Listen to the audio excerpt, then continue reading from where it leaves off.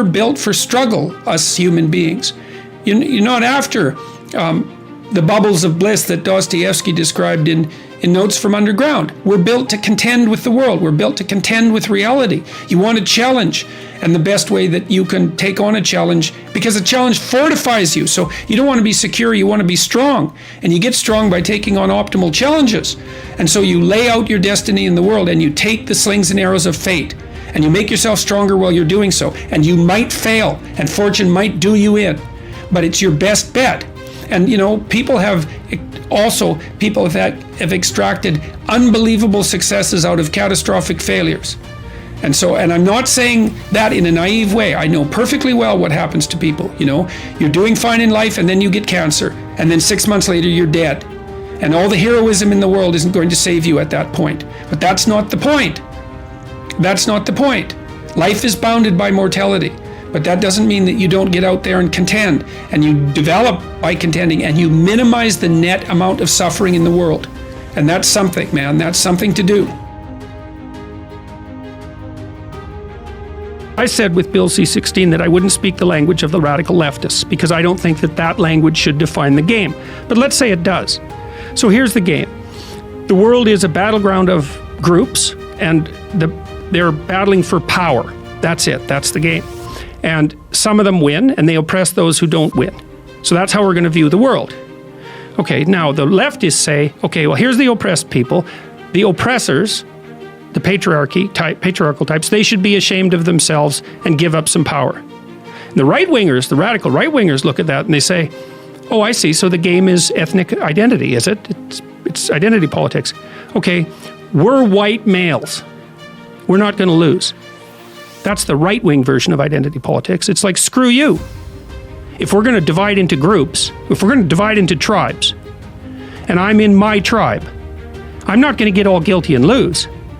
I'm going to get all cruel and win. And that's like, then you think, well, there's people in the middle. They're kind of looking back and forth. Which side of the identity politics spectrum am I going to fall in? Do I want to go with, do I want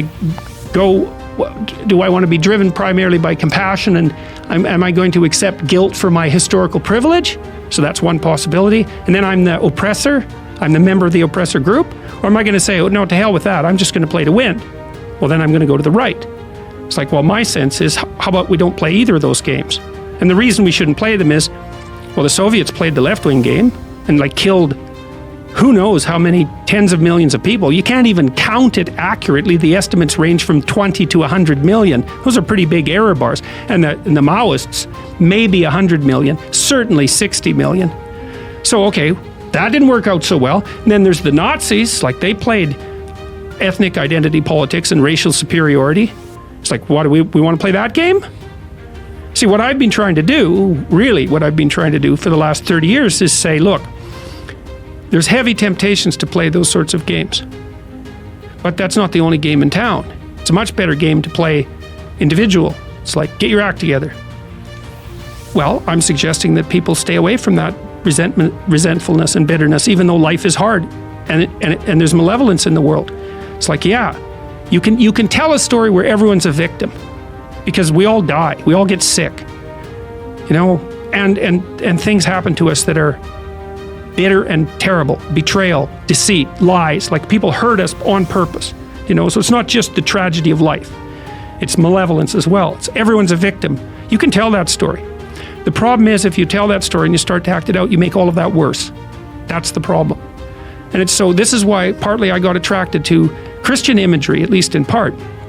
Because there's an idea in Christianity that you should pick up your goddamn cross and walk up the hill.